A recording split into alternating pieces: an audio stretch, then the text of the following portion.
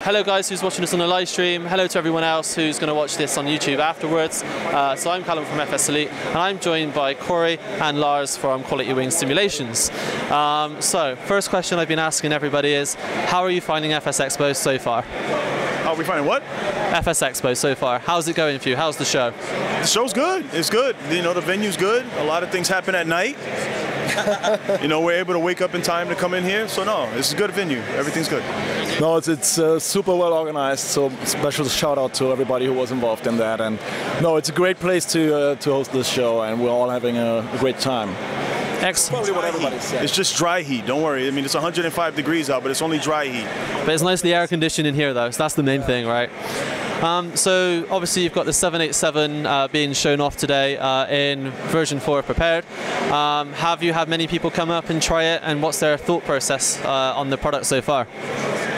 It's been good. It's been good. The response has been good. Yeah, we're pretty happy. Yeah. Yeah, I mean, we released for P3DV4 like 2 weeks ago, and so far really the response, in our opinion, was good. Obviously there were certain things that need to be addressed. We just issued a first hotfix, and there will be more things to come. And I guess it'll only get better. We're listening to what people have to say about it, trying to get everything, and yeah, hopefully it'll work out. Good stuff. So we've been using it for a couple of weeks now. So we're just in the stages of preparing our review. From a personal perspective, I think it's a really good airplane.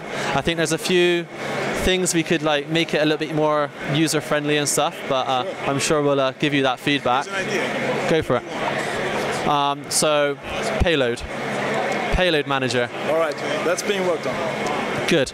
That's really good to hear. Question though. Sorry? Do you find it necessary to have to move every single slider? When you set your fuel, are you trying to set each individual tank, or are you trying to set a total quantity?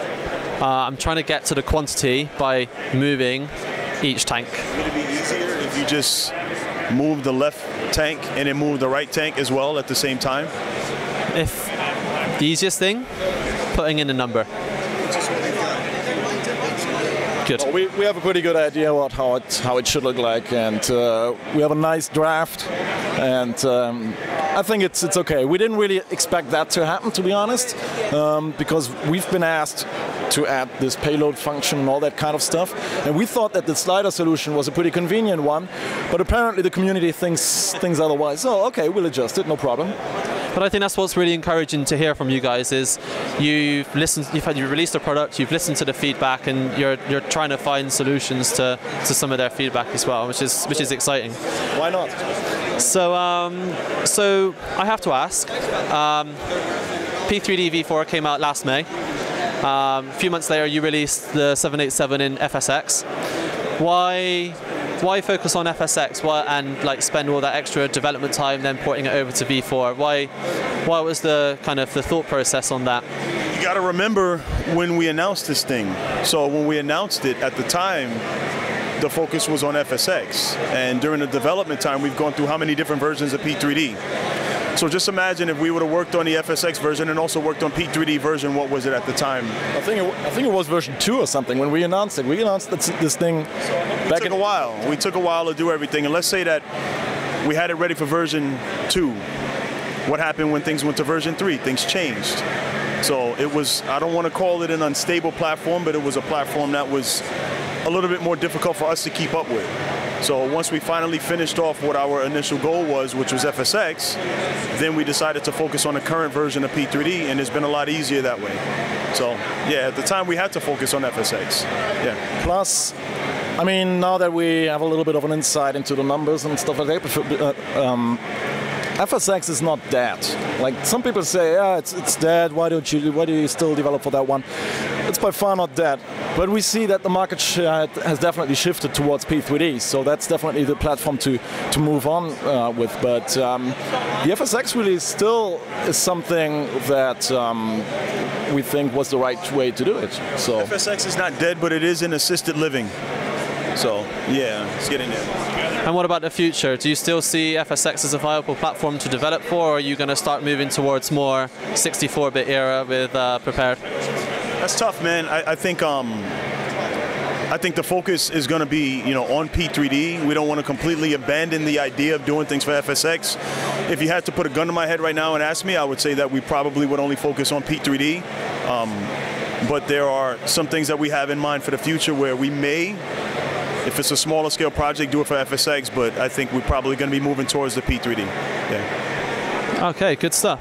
And so I know you talked a little while ago about later on in the life cycle of the 787, you're going to release a quality of life update. I think that was product improvement package. Yeah. Yeah, something. I like that. We're going to call it a quality of life improvement, what he just said right there. Just because it contains quality in there. Yeah. Well, I thought that because it's QualityWings. That's kind of where I thought you got the name from. Product improvement package. So is there anything you can tell us about kind of the things you're looking at to improve the product for quality of life? We're going to hold off on the details of the product improvement package. We have some ideas.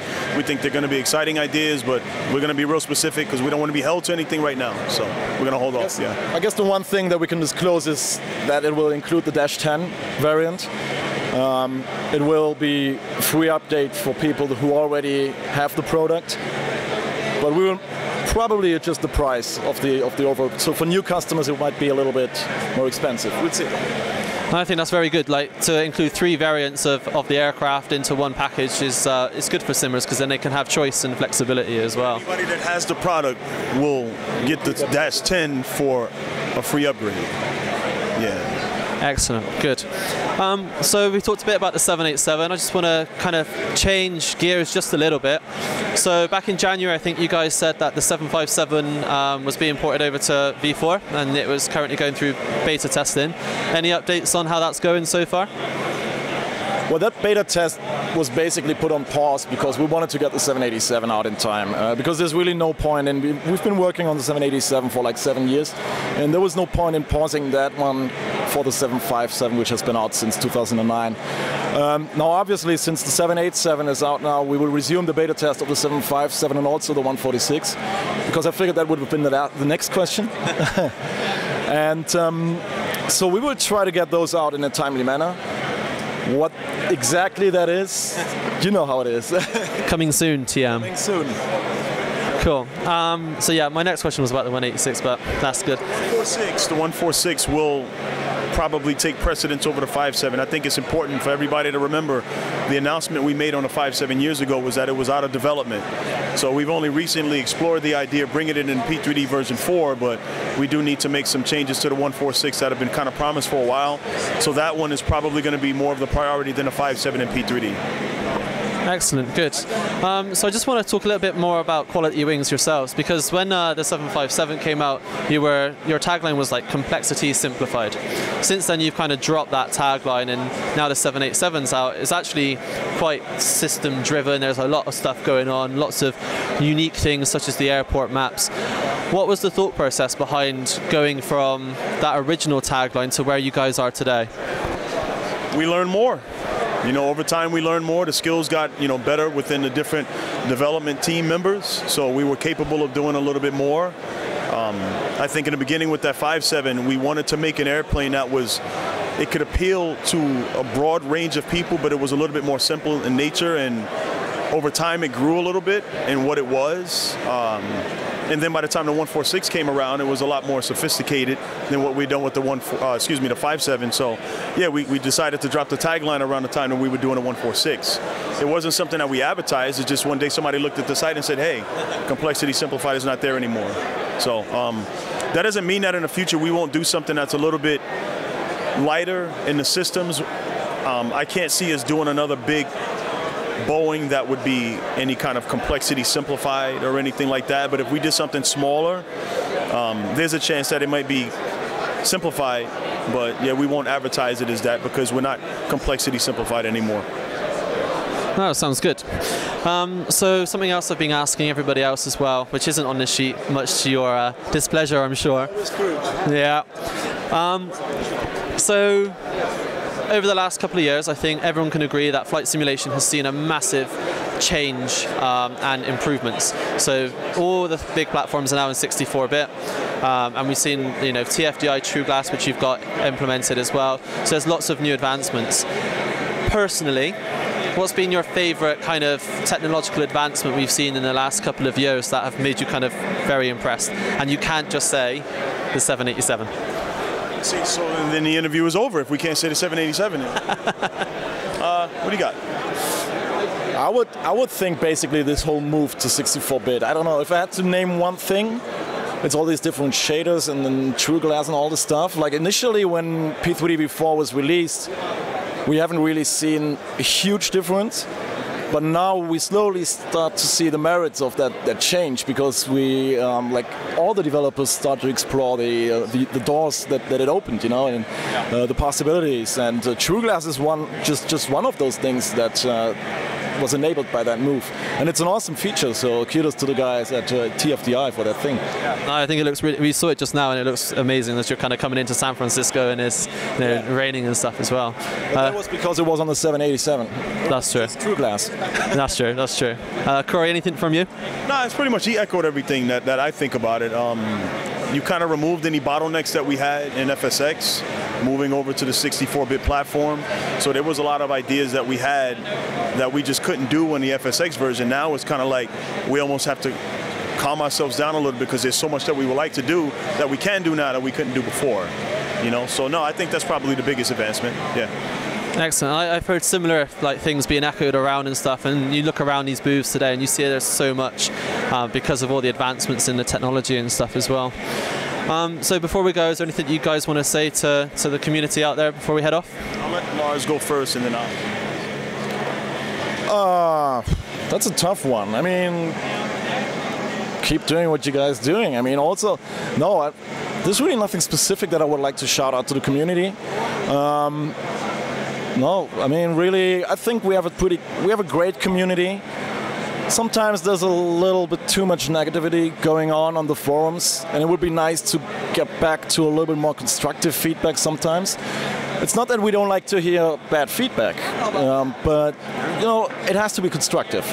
And if that's the case, that would be awesome.